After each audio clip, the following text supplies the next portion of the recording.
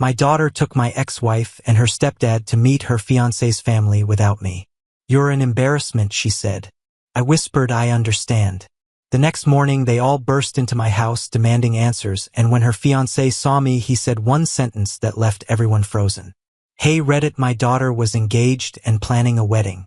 She excluded me from meeting her fiancé's family because apparently I wasn't good enough. She took her stepdad instead. What happened next? Absolute chaos. She never imagined I'd react the way I did.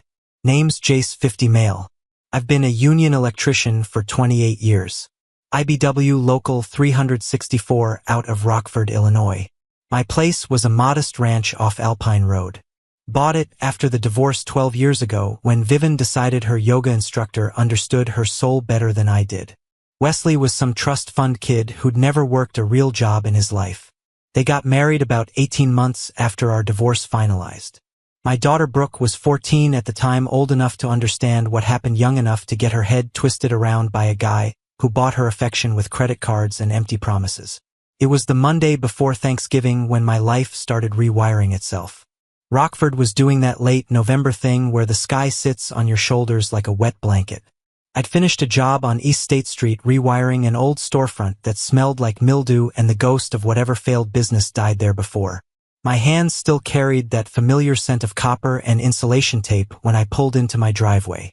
I walked through my front door and dropped my tool bag. The house was quiet, just me and the ticking of the clock. I made coffee the old-fashioned way, and I was scrolling through my phone when I saw the text from Brooke. She wanted to stop by Wednesday with her fiancé Connor after they got back from somewhere. I texted back asking where they'd gone. The reply took long. Madison meeting Connor's family. I stared at that for a second. Madison wasn't far. An hour and a half, maybe two with traffic, but it was far enough that you make plans, pack a bag, coordinate schedules. I asked if I was coming along because that's what you do when your daughter gets engaged. You show up, shake hands with her fiancé's family. Her reply came back too fast this time. Just Mom and Wesley are coming. Something cold slid through my chest. Not anger yet, I asked why. Connor's family is traditional. It's just easier this way. Easier. What do you mean? I don't want to be embarrassed. Can you not make it a big deal, please? Embarrassed, right? I typed out 3 different responses and deleted all of them. Then I just sent back, got it. I sat at my kitchen table drinking coffee that was getting cold and tried to figure out when I became the inconvenient parent. The one you hide from polite company. The one whose existence needs to be explained away or simplified out of the narrative. My phone buzzed again. This time it was my brother Ricky. He worked at a body shop on the south side and had a sixth sense for when something was wrong. His text was simple. Yo, what's up, brother? Sup, you good? I told him I'd call him later. That night I didn't sleep much. Kept staring at the ceiling thinking about all the years I'd shown up. Every child support payment made on time, every birthday, every holiday pickup and drop off. The car I co-signed when Brooke was 19 and needed reliable transportation. The semester abroad I helped fund when Vivian claimed she couldn't cover it. The emergency appendectomy when she was 16 and I sat in that hospital waiting room for 6 hours while Vivian and Wesley were conveniently unreachable at some spa retreat. 26 years of being her father and I wasn't even worth a seat at the table. The betrayal arrived on Facebook the next morning at 7:15, right about the time I was pouring my first cup of coffee and wondering if it was too early to feel this old. I was scrolling through notifications when I saw it. The photo had been posted late the night before. Brooke in a dress coat with her hair done up, smiling like she just won the lottery. Vivian beside her looking smug in that way she always did. And Wesley on the other side, arm around my daughter's shoulder, grinning like an a-hole. They were standing in front of some upscale restaurant in Madison. String lights exposed brick, the kind of place that charges $40 for a steak. The caption punched me in the gut. Family dinner with my parents before the big meeting tomorrow. So grateful for my amazing dad and the love he's shown me. Dad, she called Wesley her dad after I'd spent 26 years, 2.5 decades of being the one whose blood ran through her veins. And I was watching her publicly declare her stepfather as her dad while I sat alone in my kitchen like a ghost who hadn't figured out he was dead yet. My phone rang. Ricky, you see it, your daughter, he asked without preamble. I told him, yeah, that's messed up, Jace. That's genuinely messed up. I didn't disagree. Ricky was quiet for a second. Then he said something that stuck with me. You know what the worst part is? She posted that knowing you'd see it. That's not a mistake. He was right. Brooke wasn't stupid. She'd inherited her mother's talent for cruelty wrapped in plausible deniability. She could always claim she didn't mean it that way, that I was being sensitive, that I was reading too much into things. I told Ricky I'd call him back and hung up.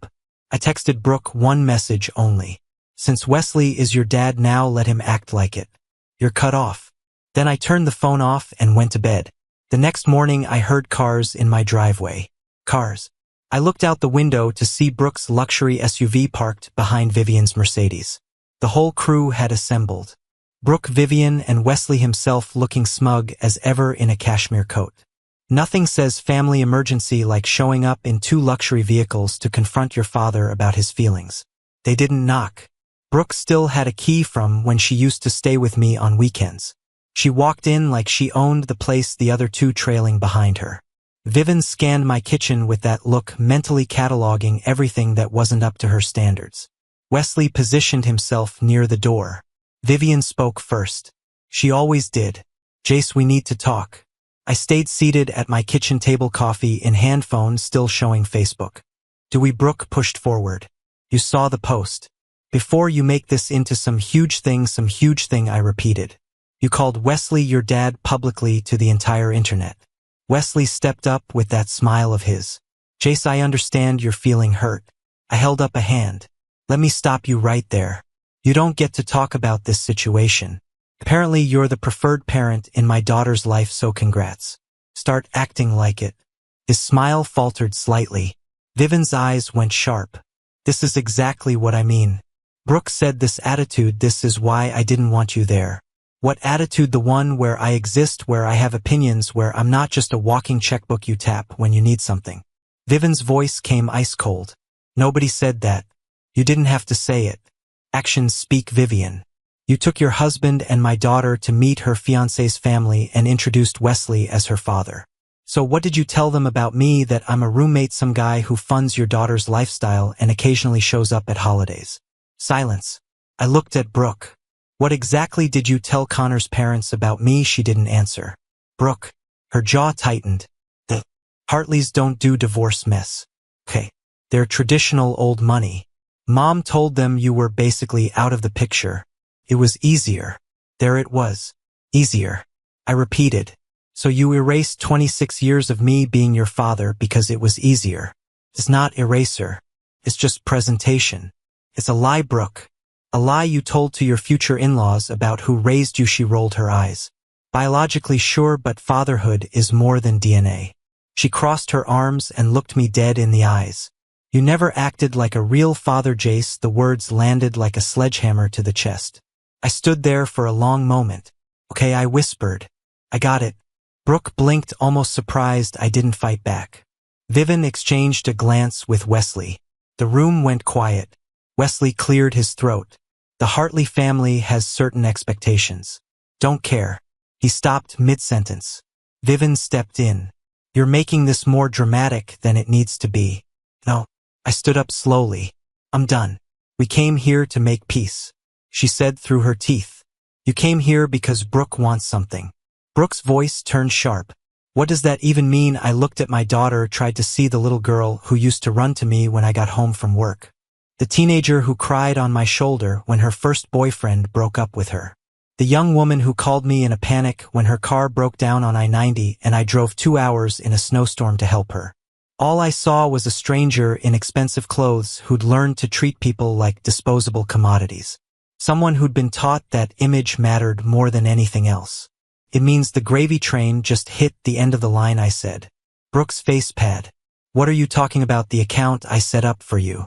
The one I've been putting money into since you were 3 years old. The one I told you was for emergencies and your wedding someday. I paused. I closed it first thing this morning before you even got here. Her jaw dropped. You did what? Vivian's eyes went wide. Have you lost your mind? You can't do that. Already did. That money was for Brooke. It was my money saved for my daughter. And apparently I'm not her father. She can forget about it. Brooke finally found her voice. How much was in there? I told her. The number hung in the air. Wesley whistled low. That's substantial. 23 years of contributions. Compound interest. Brooke's face had gone from pale to red. You can't just take that. It's mine. Watch me. I need that money for the wedding. Then ask your dad. I let that land. Your real dad, apparently. Wesley. I'm sure he can cover it. Wesley's face tightened. Vivian looked like she wanted to slap me. Brooke was shaking now. You're going to regret this. I shrugged. Maybe, but at least I'll regret it with my savings account intact and my self-respect still in one piece. She stormed to her car. Vivian followed, already on her phone. Wesley lingered for a moment. He looked at me with something that might have been respect or might have been pure hatred. Hard to tell. You know this isn't over, he said. I smiled at him. It is. He walked away without another word. I went back to my garage and finished organizing my tools. Ricky called that night. I told him what happened. He laughed. About time, he said when he recovered. I've been waiting years for you to do that. I told him it felt good. It should. You've been letting them walk all over you since the divorce. Jace, you're not a mean guy, but you got to stop being such an easy target. He was right. I'd spent so long trying to be the bigger person that I'd let myself become a doormat. No more. He showed up at my place the next day with drinks and a look on his face like he'd just gotten front row seats to a boxing match. So word is spreading, he said, dropping onto my couch. Vivian's been calling everyone trying to figure out if there's any legal way to get that money back. I raised an eyebrow. There isn't. I know that. But watching her scramble is entertainment value alone. He cracked open a drink and handed me one. Word is she's already burned through 3 lawyers trying to find a loophole. There isn't one. That tracked with what I expected. Vivian always thought rules were suggestions for other people. Here's the thing, Ricky continued. You've got leverage now. The Hartleys are old money. They don't like being lied to. If they find out the truth about how you were painted, I thought about it. I'm not trying to blow up Brooke's wedding. Brother, she already did that herself. You're just deciding whether to hand her a fire extinguisher or let it burn. 2 weeks later, my phone rang. Unknown number. A woman's voice, polite and careful. She introduced herself as Judith Hartley Connor's mother. She said she'd heard some things, conflicting things, and she wanted to get the full picture before her family made any decisions about the wedding. I asked her what she'd been told. There was a pause. Then she said they'd been told I was largely absent during Brooke's childhood, that Wesley had been the stable presence, that the divorce had been due to my issues. I sat down on my couch. Mrs. Hartley, I've been working as an electrician for 28 years to provide for my daughter. Same job, same union. I've never missed a child support payment. I was at every custody exchange, every holiday. I was legally entitled to every school event I could get to. I have receipts for the car I co-signed, the tuition I helped pay, the medical bills I covered. Would you like copies? Silence on the other end. That's not what we were told, she finally said. I'm sure it wasn't. Another pause. Mr. Hollis, would you be willing to meet with us? My husband and I would like to hear your side of things. In person. I thought about it for a few seconds. When and where? We agreed to meet. Ricky showed up at my house the Sunday before the meeting with a legal pad. All right, he said, settling into the chair. Let's go through this. What do you actually have? I'd spent the week gathering paperwork. Not for revenge, at least not primarily, more for clarity. We spread everything across the kitchen table. Child support records going back to the divorce. Bank statements showing the education fund I'd contributed to, medical receipts. The co-signing documents for Brooke's first car. Report cards with my signature alongside Vivian's. Photos from birthdays, holidays, school events. Ricky flipped through a stack of photos. You were at her high school graduation. 3rd row. Got there early to get a good seat. He held up a picture of Brooke in her cap and gown. Me standing next to her. Both of us smiling. This is 2 years after Vivian remarried. You were still coming to everything. I never stopped. He set the photo down and shook his head. And they told the Hartleys you were absent. Man, I'm so freaking angry. It's all right. I've got the receipts. Ricky made a sound of disgust. Vivian always was good at rewriting history.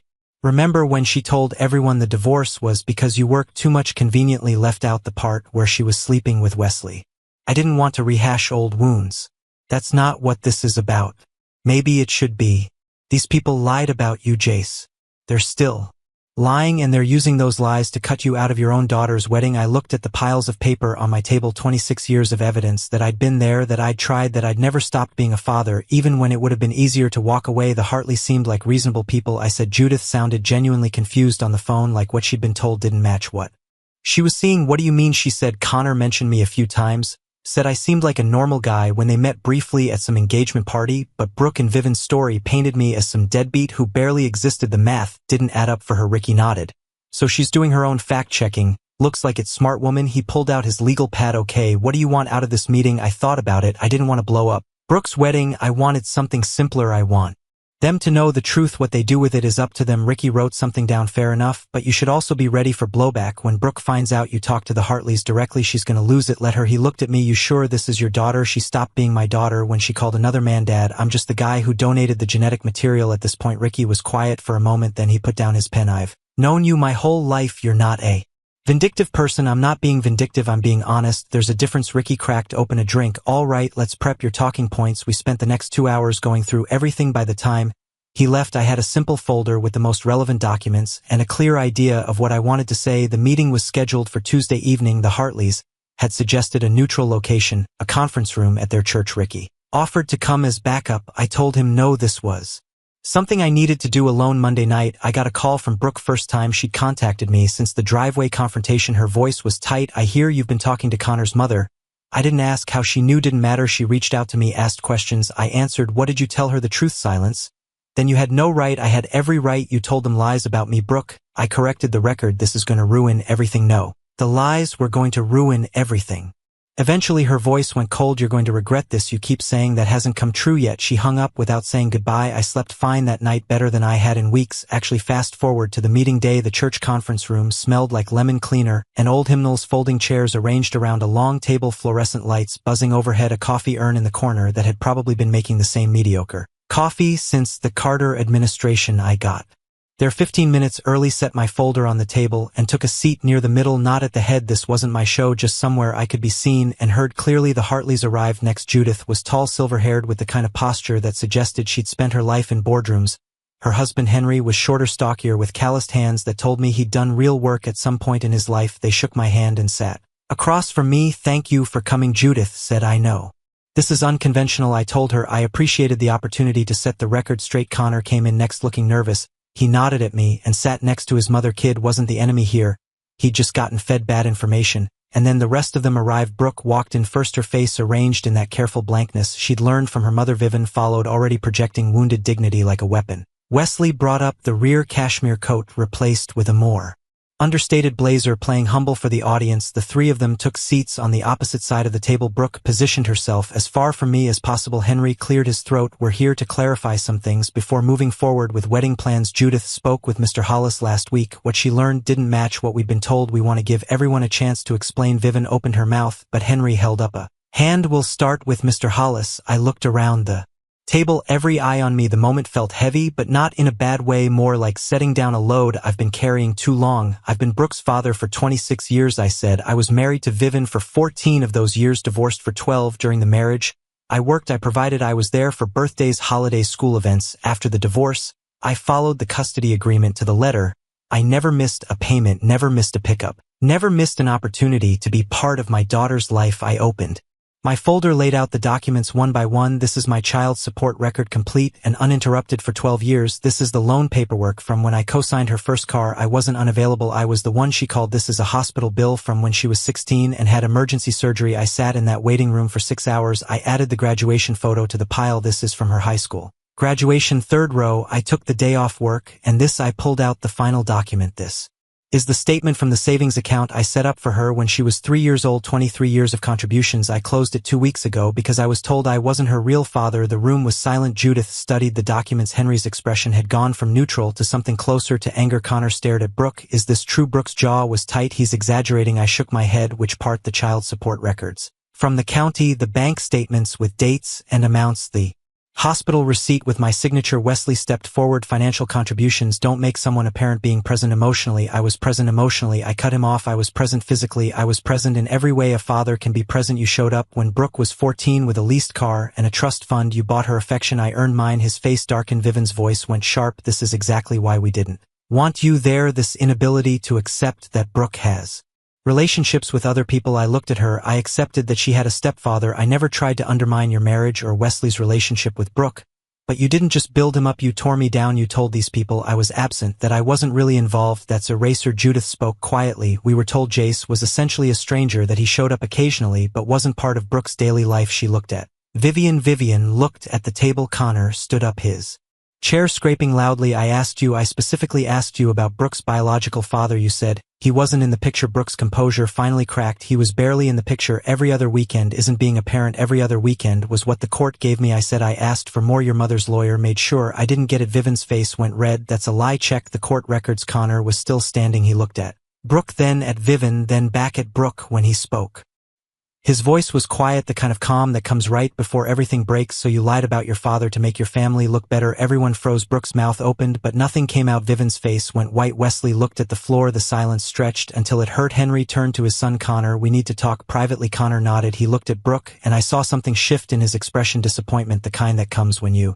realize the person you thought you knew is a stranger. He walked out with his parents. The door closed behind them, and then it was just us, me, Brooke, Vivian, and Wesley. Brooke spoke first, her voice shaking. Are you happy now? You ruined everything. I gathered my documents back into the folder. If the truth ruins things, that's not my fault. You had no right. I had every right. Wesley stepped forward. You need to think about what you're doing here. Jace, family disputes can be resolved, but if you blow this up, it's already blown up. You three lit the fuse. I'm just not letting you blame me for the explosion. Vivian stood, gathering her purse. We'll see about that. This isn't over. I shrugged. For me it is. They left. Brooke didn't look back. I sat alone in that room for another 10 minutes listening to the fluorescent lights buzz and the coffee urn gurgle. Then I packed up my folder and went home. The next 3 weeks were chaos, not my chaos. I just watched it unfold from a comfortable distance. Ricky kept me updated through his grapevine. The Hartleys had gone into full investigation mode after the church meeting.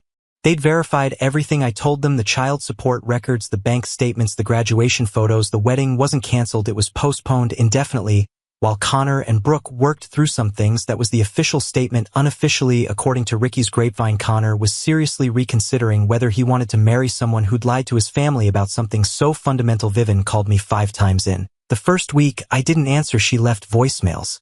That started angry and gradually shifted to panic. Jace, we need to talk about this. For Brooke's sake, the wedding is at risk. Whatever issues we have, we can work through them. But you need to call the Hartleys and explain that you overreacted, please. I ignored it. Wesley didn't call, probably smart on his part. Brooke reached out exactly once through email, a long message that went from blame to self-pity. I was ungrateful for everything she'd done for me. I didn't understand how hard it had been growing up between two households. Wesley had been more present during her formative teenage years. She never meant to hurt me. She just made choices that happened to have that effect. The closest she came to accountability was one line near the end. I understand now that some of my decisions were hurtful, and I regret the pain they caused. Not I'm sorry I lied about you, not I was wrong to erase you from my life. I read it twice, trying to find any actual acknowledgement of what she'd done, any recognition that she'd lied about me, any hint of genuine remorse. Nothing. I sent back a 2-sentence reply. When you're ready to have an honest conversation about what happened, I'm willing to listen. Until then, I don't have anything to say. She didn't respond. Ricky came over on the 3rd Friday. We sat on my back porch,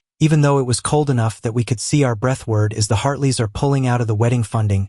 He said they were going to cover the venue and catering. Now they're not. I nodded. That's a lot of money, 50 grand or so. Apparently Judith told someone at their church that she couldn't in good conscience fund a marriage that started with deception. Exact words. I let that sink in. The Hartleys weren't just stepping back, they were making a statement. Guess Wesley's trust fund is going to take a hit, I said. Ricky grinned. That's the thing, there's not as much in that trust fund as everyone thought. Vivian's been bleeding it dry for years. The house, the cars, the lifestyle, it's mostly smoke and mirrors at this point. I processed that. So Brooke's fancy wedding was being funded by the Hartleys, and now that money's gone, yep, and the savings account you closed would have covered the gap without either one. He shook his head. They're scrambling. I took a long sip of my drink. Life comes at you fast, brother. You ain't kidding. The following week, Vivian's sister reached out to me, Aunt Paula, a reasonable woman I'd always gotten along with during the marriage. She asked if we could meet for coffee. Said she wanted to understand what happened from my perspective. I agreed, because Paula had never wronged me, and she seemed genuinely confused rather than accusatory. We met at a diner on the south side. She looked tired, like she'd been caught in the middle of something exhausting. I talked to Vivian, she said. I've also talked to the Hartleys, the stories don't match. I told her I wasn't surprised. I can't believe Vivian actually claimed you. We're absent, you've done everything a father could.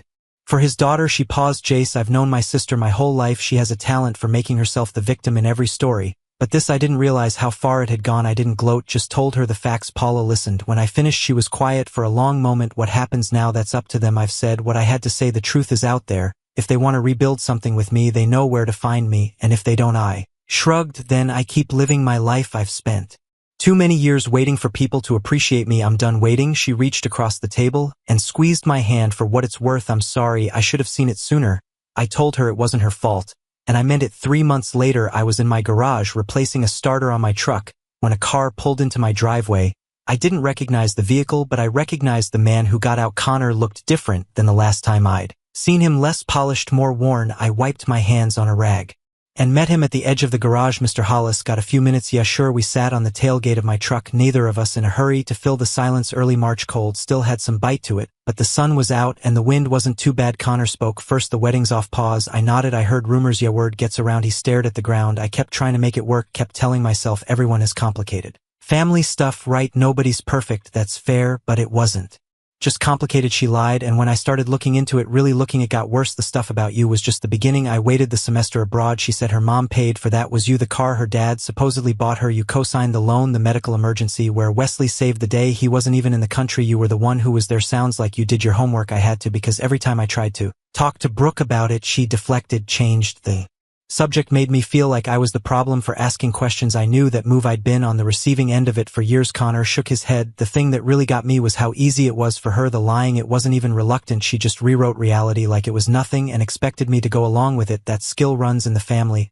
He almost smiled. My mother said something similar. We sat in silence for another minute. What are you going to do now? I asked. Focus on work, figure out who I am without her. It's been 8 months of my life built around wedding planning and family merging. Feels weird to just stop. I understood that, the disorientation of suddenly having space where obligation used to be. Connor nodded slowly. You know what, my parents like you. My mom said you remind her of my grandfather. Straightforward. What you see is what you get. I'll take that as a compliment. It was meant as one. He stood up, brushed off his pants. We shook hands. Thanks for taking the time, he said. No problem. Good luck, son. He drove off and I went back to my truck starter. The update on Brooke came through Ricky a few weeks later. Without the Hartley money and without the savings I'd closed, the wedding would have been impossible anyway. But that wasn't the only fallout. Vivian and Wesley's finances, already strained, took another hit when some of his investments went sideways. Turned out Wesley had been playing fast and loose with what was left of his trust fund, chasing returns he couldn't afford to lose. The lifestyle they'd been projecting was crumbling. There was talk of selling the big house, downsizing to something smaller. Brooke had moved back in with them. Apparently the fancy apartment she'd been renting, funded by what I now suspected was money Vivian had been siphoning from Wesley, was no longer sustainable. At 26 years old, she was back in her childhood bedroom, watching her carefully constructed image collapse around her. The irony wasn't lost on me. For years they'd looked down on my modest house, my practical truck, my simple life. Now they were learning that the foundation they'd built on wasn't as solid as they thought. Turns out character is a better investment than cashmere coats. Aunt Paula called me in April to say Vivian had been asking about me, whether I'd be willing to talk. I told Paula that I'd said everything I needed to say. The ball was in their court, but I wasn't going to pretend nothing happened just so they could feel better about themselves. She's not going to apologize, Paula warned. You know that. I knew Vivian had never apologized for anything in her life. And Brooke had learned that skill from the master. Then we don't have anything to discuss. Paula accepted that. Probably expected it. Summer came. I took a fishing trip with Ricky up to Wisconsin. Spent a week not thinking about any of it. Just casting lines into a lake and enjoying the quiet. When I got back, there was a letter in my mailbox. No return address, but I recognized the handwriting. Brooks. I debated not opening it. The mature thing might have been to read it with an open heart, look for the apology, rebuild the bridge, but I'd spent 26 years being mature, being the bigger person, being patient. I read it anyway. It was 3 pages long. Most of it was explanation without apology. She'd been confused. She'd been caught between 2 families, etc.